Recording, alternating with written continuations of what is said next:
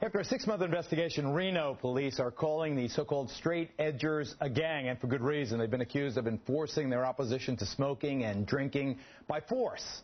How ridiculous is that? Sometimes assaulting those who break their rules with pepper spray or brass knuckles. The cops say some of them are so determined to prove their point that they've allegedly even committed kidnapping or worse. Joining us now is Gordon Clayton. In 1998, about 30 straight-edge gang members attacked his 15-year-old stepson, Bernardo Represa. Bernardo was beaten with a club, stabbed in the stomach. One of his attackers was quoted as saying, "Take that, Spick," before the kid died. Gordon, I understand, were they acquitted of this assault? No, two of them, the one with the baseball bat who knocked him unconscious was found guilty, and the straight edger, Karl, who stood over him and stabbed him as he was unconscious, he was also found guilty. One assailant, the one that hit him with a spring billy in the arm, he's the one that said, "Take this, Spick." That's Sean Darger, and he was found not guilty. So what did you know about the straight edgers prior to this brutal attack on your stepson? I had no idea anything about them.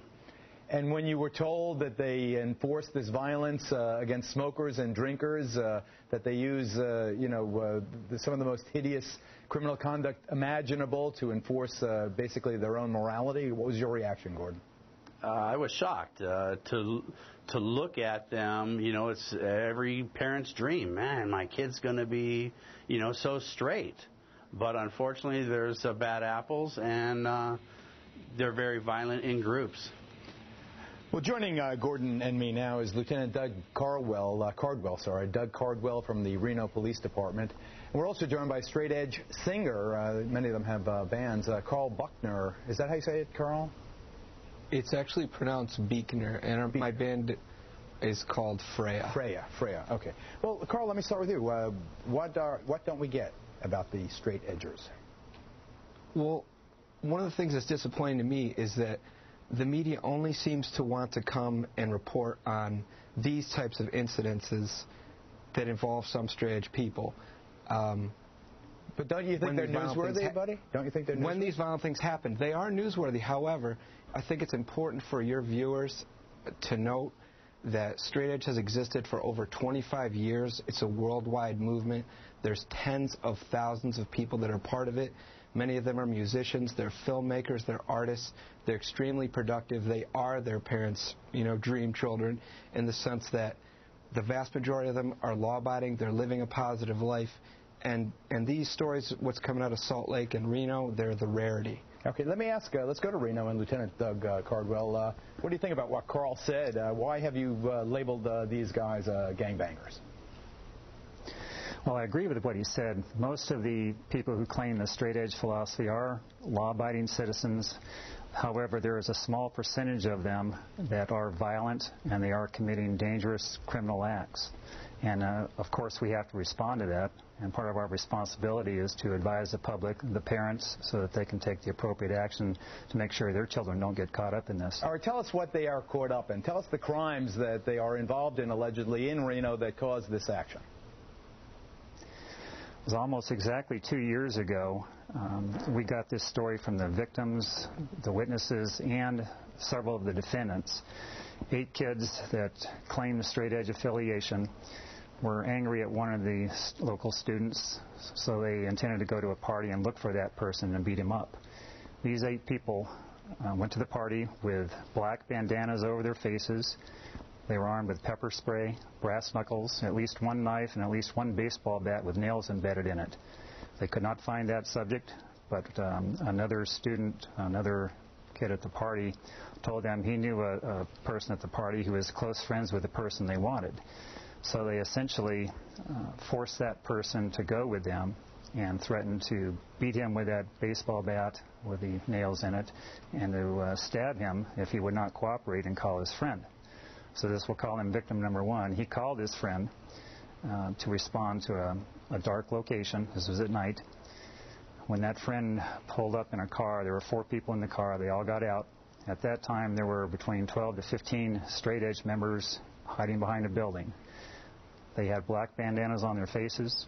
They were armed with pepper spray, brass knuckles, at least one knife, and several baseball bats. They rushed out, and 3 of the victims ran away. 2 others got into the car, locked the doors, and held the doors closed.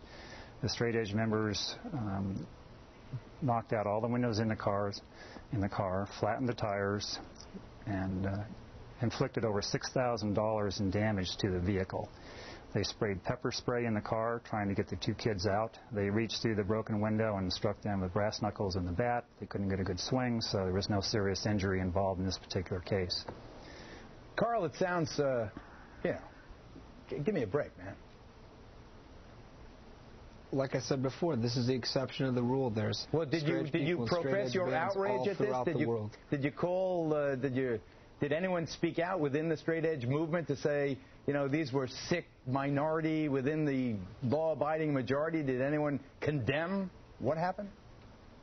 Well, my band did a DVD about 5 years ago, and I did an interview in that, and I very specifically said, when I was growing up, I knew 2 people who I was friends with who were out of control. They were very violent. They ended up going to prison, and I wanted to use that as an example to say to kids. Say it right now. Say it right now. What happened in Reno sucks, man. Why don't you just say it, Karl? Spit it out. Spit it out. What happened in Reno really was a lousy thing for these kids to do. And they embarrass me as a straight edger, and they are making it tough for all of us. Why don't you just say it? I don't want them to throw their lives away. Hardcore is a brotherhood. Straight edge is a brotherhood.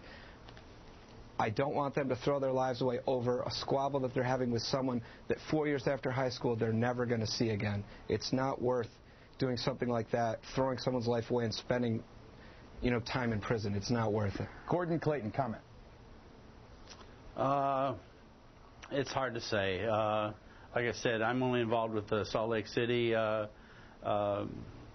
situation. I've heard Ohio and New York has also had some problems.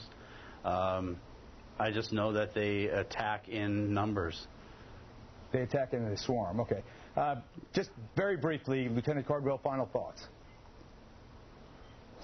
Well, you hear the strict moral teachings of the straight edge. It's interesting to note that one of the subjects that was arrested for this attack I just described had 2 containers of marijuana on him when he was arrested. He had a scale and a ledger book, yet he was associating with straight edge. So I just don't buy the fact that everyone in that movement is trying to lead a moral life. Okay, Lieutenant Doug Cardwell, Karl, thank you, and your group, Frida, and Gordon Clayton, thank you.